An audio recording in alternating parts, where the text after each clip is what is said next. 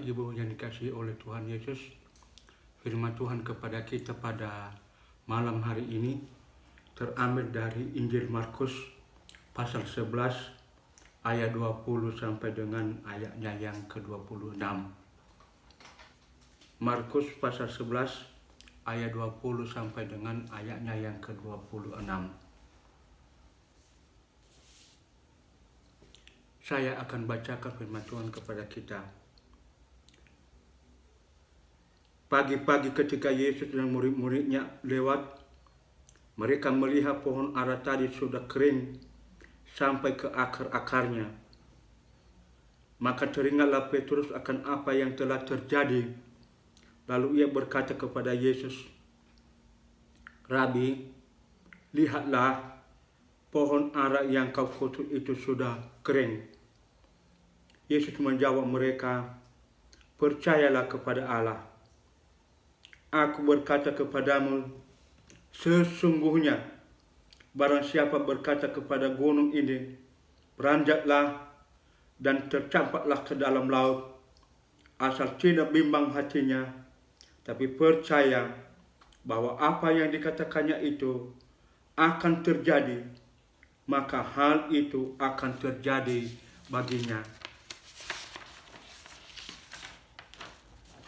Karena itu, aku berkata kepadamu, apa saja yang kamu minta dan doakan, percayalah bahwa kamu telah menerimanya, maka hal itu akan diberikan kepadamu.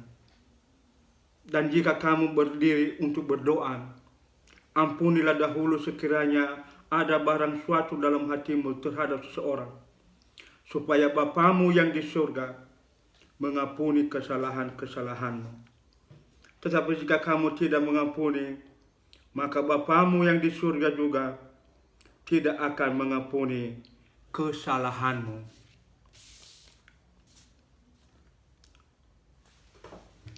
Bapak Ibu yang dikasihi oleh Tuhan Yesus, teks firman Tuhan yang kita bicarakan pada malam hari ini, yaitu menyangkut doa dan harapan.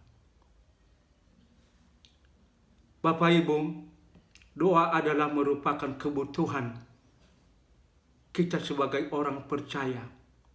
Maka diharapkan sebagai orang percaya tidak harus tahu berdoa.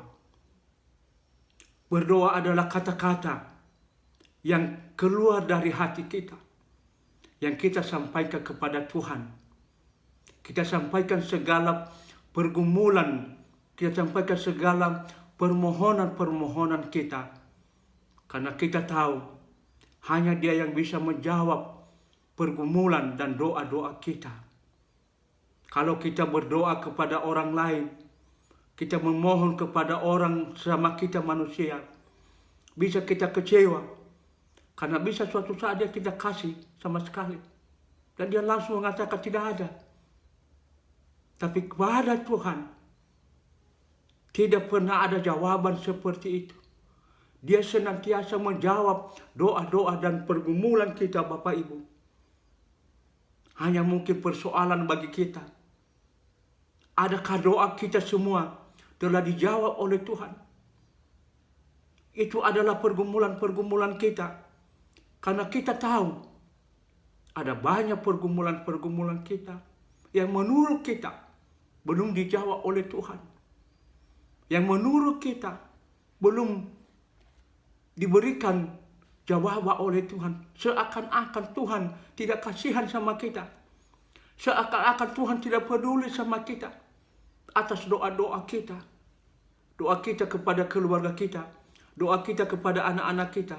Doa kita atas pekerjaan kita. Doa kita atas cita-cita kita. Dan segala macam.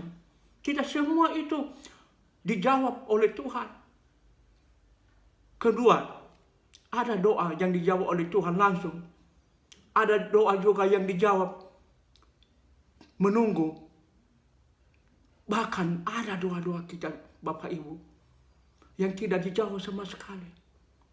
Seakan-akan Tuhan tidak akan pernah mendengarnya. Seakan-akan Tuhan tidak mendengar teriak-teriak kita, tangisan-tangisan kita di dalam doa. Dan sering ini mempengaruhi kehidupan kita. Sering ini mempengaruhi iman kita. Bahkan kadang-kadang kita marah kepada sesama kita. Kita marah kepada Tuhan. Mengapa Tuhan tidak menjawab saya? Ada apa sebenarnya? Bapak Ibu yang dikasihi oleh Tuhan Yesus, melalui bacaan firman Tuhan yang telah kubacakan tadi, ini antara murid-murid Yesus dan Yesus sendiri dalam perjalanan. Dikatakan kepada kita tadi bahwa pohon ara yang sebelumnya telah diikuti oleh Tuhan Yesus, sekarang kering dan tidak ada artinya apa-apa lagi. Tetapi Bapak Ibu, Tuhan Yesus tidak berpikir mengenai pohon ara. Tapi Tuhan Yesus memberikan mereka satu pengajaran.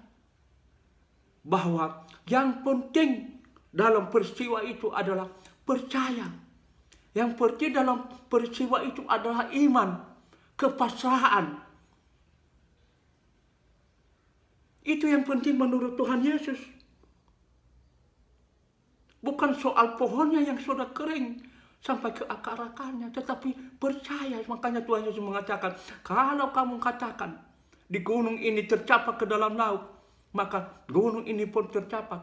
Tetapi dengan percaya, dengan pasrah, dengan tidak bimbang sama sekali.